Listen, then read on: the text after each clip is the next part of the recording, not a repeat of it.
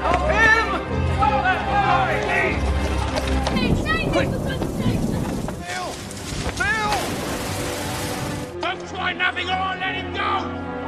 Let me run away and die the Phils. Never come near London, never. Halo everyone, selamat datang kembali di channel Kaladiwa, sebuah channel yang akan membahas perfilman yang ada di seluruh muka bumi, dari ufuk timur hingga ufuk barat. Pada kesempatan kali ini, Kaladiwa akan membahas film yang diadaptasi dari novel terkenal karangan Charles Dickens yang berlatar belakang di negara Inggris pada tahun 1838. Film yang disutradarai oleh Roman Polanski ini berjudul Oliver Twist, dirilis pada tahun 2005 dan mengisahkan perjuangan anak yatim piatu yang bertahan hidup di tengah revolusi industri di Inggris. Oliver Twist dengan umurnya 10 tahun diharuskan bekerja keras dan bahkan dia dijual pada seseorang yang kejam yang memperlakukannya sebagai budak. Film ini sendiri mengangkat tema tentang kemiskinan, kelas sosial atau kasta, dan kekerasan yang terjadi pada masa itu. Oke everyone, sebelum kamu menonton lebih lanjut, saya sarankan siapkan tisu terlebih dahulu untuk mengelap air yang keluar dari sela-sela mata kamu, karena film ini banyak mengandung bawang. Dan tanpa perlu berlama-lama lagi, langsung saja kita bahas filmnya.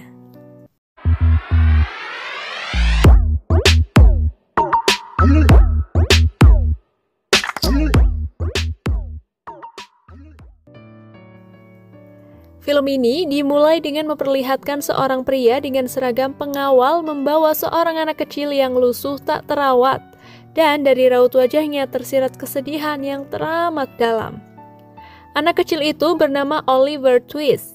Ia merupakan seorang anak yatim piatu, di mana ibu dan ayahnya meninggal ketika ia masih bayi. Oliver dibawa ke sebuah kantor dewan kota untuk dipekerjakan secara paksa di sebuah home industry. Dia dan anak-anak yang lain diperlakukan dengan sangat buruk di sana. Mereka disuruh bekerja seharian, akan tetapi hanya diberi makan sedikit. Seringkali anak-anak di sana menahan lapar di malam hari sehingga membuat mereka susah tidur. Hingga pada suatu hari, para anak-anak ini melakukan sebuah undian di mana siapa yang terpilih harus meminta jatah makan malam kepada para penjaga. Namun sialnya, Oliver lah yang terpilih. Pada saat jam makan malam, Oliver akhirnya memberanikan diri untuk meminta jatah makan malam tambahan. Akan tetapi, bukannya diberikan tambahan, ia justru dikejar dan dipukul layaknya budak. Ia pun kemudian dibawa ke dewan kota untuk menerima hukuman, dan Oliver akan dijual kepada seseorang yang kejam untuk membersihkan cerobong asap. Namun, hakim menolak hukuman tersebut setelah melihat Oliver Twist menangis ketakutan. Hingga akhirnya ia dijual kepada seseorang penjual peti mati bernama Mr. Shawberry. Di mana Mr. Shawberry memperlakukan Oliver dengan sangat baik. Akan tetapi istrinya terlihat tidak menyukai keberadaan Oliver. Keesokan paginya, Oliver yang tengah tertidur terbangun karena bunyi ketukan pintu yang keras. Terlihat yang mengetuk pintu adalah Noah, salah satu pekerja di sana. Noah pun berlagak seperti bos dan terlihat sangat tidak menyukai Oliver karena takut posisinya tergantikan. Noah yang tidak senang dengan keberadaan Oliver, dia mulai mengejek ibu Oliver dengan menyebutnya sebagai kalangan bawah yang buruk. Oliver yang mendengar itu marah dan langsung memukul Noah bertubi-tubi. Karena kejadian tersebut, Oliver dikurung di ruang tempat bahan baku perapian. Selang beberapa jam, Noah langsung melaporkan kejadian itu kepada Mr. Bumble, dan tak berapa lama kemudian Mr. Shawberry juga datang. Mr. Shawberry yang dipaksa istrinya, dia pun menghukum Oliver atas perbuatannya pada Noah. Namun terlihat dari raut wajahnya jika sebenarnya ia tidak tega menghukum Oliver. Merasa kalau ia akan mendapatkan banyak masalah di rumah Mr. Shawberry, Oliver memutuskan untuk kabur dari sana. Setelah dirasa jauh dari rumah Mr. Shawberry, Oliver pun istirahat sejenak dan dia melihat sebuah tulisan. Akhirnya, ia berencana pergi ke London yang berjarak sekitar 70 mil dengan berjalan kaki. Di perjalanan, Oliver dengan tubuh kecilnya yang haus, ia akhirnya meminum air hujan yang mengenang di tengah jalan. Oliver yang tidak makan berhari-hari, ia jatuh pingsan dan beruntung ada seorang wanita tua yang memberinya makan dan tempat menginap untuk semalam.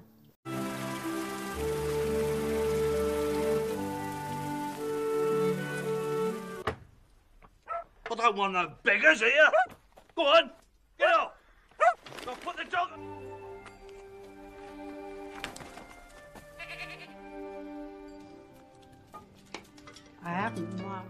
Keesokan harinya, ia kembali melanjutkan perjalanan. Setelah 1 minggu berjalan, akhirnya ia tiba di London dengan tubuh lemas tanpa alas kaki. Oliver kemudian bertemu dengan Arthur Dodger, seorang anak yang bekerja sebagai pencopet. Dodger kemudian membawa Oliver ke rumahnya, dan ternyata rumah itu adalah tempat tinggal anak-anak pencopet. Komplotan pencopet itu dipimpin oleh seorang pria tua bernama Fagin. Oliver diperlakukan dengan baik di rumah itu, mulai dari diberikan makanan serta tempat tidur yang nyaman. Oliver juga diajari bagaimana menjadi seorang pencopet yang handal untuk menghasilkan barang-barang mewah dari orang kaya. Saat sedang berlatih, mereka kedatangan tamu 2 orang wanita, yaitu Nancy dan Beth. Tingkah Oliver yang sopan dan polos membuat Nancy terkesan. Nancy juga mengajak Oliver main kartu bersama mereka. Setelah berlatih dan dirasa Oliver sudah cukup mahir untuk mencopet, Oliver pergi bersama kedua teman pencopetnya. Saat sedang mencuri sapu tangan seorang pria kaya bernama Mr. Brownlow di depan toko buku, Oliver hanya menunggu di belakang untuk melihat keadaan. Namun, aksi mereka diketahui oleh pemilik toko tersebut. Kedua anak itu pun bergegas melarikan diri. Oliver terkejut dengan kejadian yang dilihatnya itu. Ia pun juga kabur dengan dikejar banyak warga yang mengira Oliver lah pelakunya. Dengan wajahnya yang polos, ia akhirnya dibawa ke pengadilan untuk disidang. Di dalam persidangan, Oliver yang sudah dipukuli warga mendadak badannya demam dan jatuh pingsan. Sesaat kemudian, pemilik toko datang dan mengatakan kalau bukan Oliver pelakunya, karena ia melihat sendiri pelaku yang mencuri sapu tangan Mr. Brownlow. Karena pengakuan pemilik toko itu, Oliver pun akhirnya dibebaskan dari segala tuntutan hukum.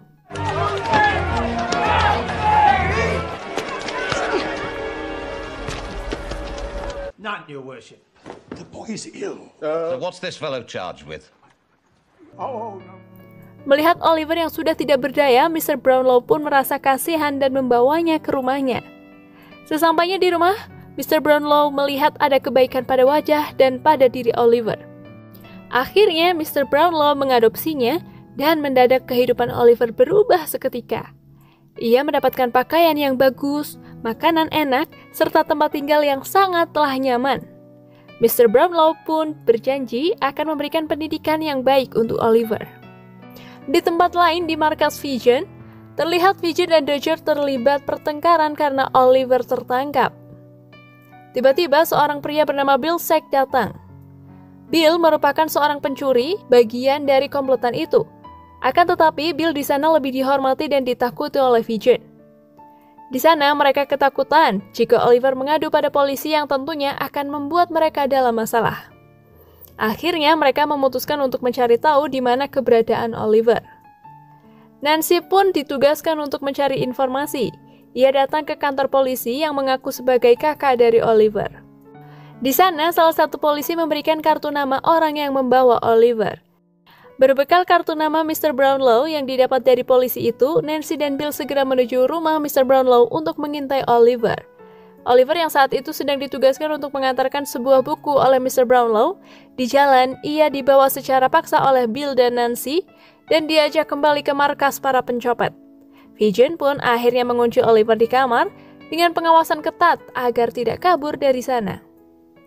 Singkat cerita, pada suatu malam, Oliver dibawa ke rumah Mr. Brownlow oleh Bill. Di sana, Bill berniat mencuri di rumah Mr. Brown, dan ia ingin Oliver membantunya.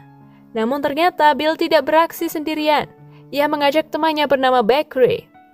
Bill juga mengancam akan menembak Oliver jika ia tidak patuh padanya.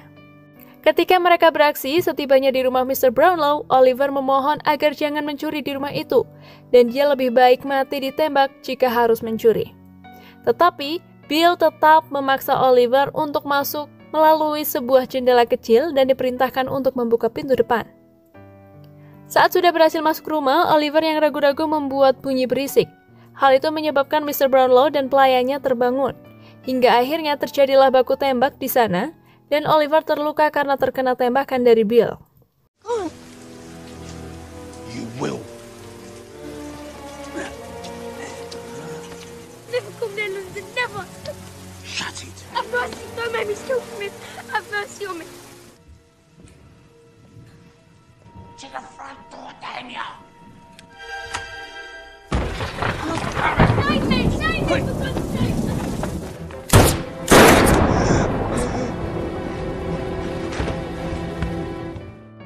Bill dan temannya itu pun bergegas kabur sambil membawa Oliver yang terluka. Di tengah jalan, Bill yang berencana membunuh Oliver karena menggagalkan pencurian itu, tiba-tiba ia terpeleset dan jatuh ke dalam sungai. Dan Oliver yang terluka dibawa oleh Bakri ke markas Vision. Setelah beberapa hari berlalu, ternyata Bill selamat, akan tetapi ia hanya bisa terbaring di tempat tidur karena demam tinggi. Vision yang menjenguk Bill di sana, mereka berencana untuk membunuh Oliver ketika ia sudah sembuh. Namun percakapan mereka berdua didengar oleh Nancy. Nancy yang sangat sayang kepada Oliver seperti adik kandungnya sendiri tidak ingin hal buruk terjadi pada Oliver. Namun Nancy sadar ia berada dalam pengawasan Bill yang kasar dan temperamental. Ia kemudian mencampurkan obat tidur ke minumannya dan menuju rumah Mr. Brownlow untuk meminta bantuan dengan Mr. Brownlow di jembatan London pada tengah malam sehingga ia dapat memberikan informasi tentang Oliver. Singkat cerita, pada pertemuan tersebut, Nancy mengatakan kalau Oliver disekap oleh Vision di rumahnya. Tapi sialnya, Dodger yang sudah diutus Vision untuk memata-matai Nancy mendengar percakapan tersebut sehingga melaporkan kejadian itu kepada Vision dan Bill. Mendengar itu, Vision dan anak-anak yang lain pun bergegas mengemas barang-barang mereka, kemudian segera kabur meninggalkan rumah. Sementara Bill yang marah atas pengkhianatan Nancy memukul wanita malang itu secara membabi buta hingga tewas di sana.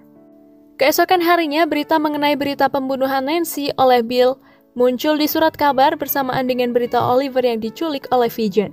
Bill pun kemudian memutuskan untuk bersembunyi di rumah Bakri di mana Vision, Oliver, serta anak-anak yang lain juga bersembunyi di sana. Beberapa saat kemudian, polisi yang mengetahui persembunyian mereka datang ke sana dengan para warga. Merasa terpojokan, Bill kemudian kabur melalui atap rumah membawa Oliver, karena ia tahu polisi tidak akan menembak jika Oliver bersamanya. Ketika mencoba melompat dari satu gedung ke gedung yang lain, ia dikagetkan dengan lolongan anjing, sehingga Bill kehilangan pijakannya dan tak sengaja membuatnya terpeleset dengan tali yang masih menjerat lehernya, dan Bill pun tewas di tempat. Setelah kejadian itu, akhirnya Oliver Twist sekarang hidup bahagia di rumah Mr. Brownlow, dan kemudian film pun selesai.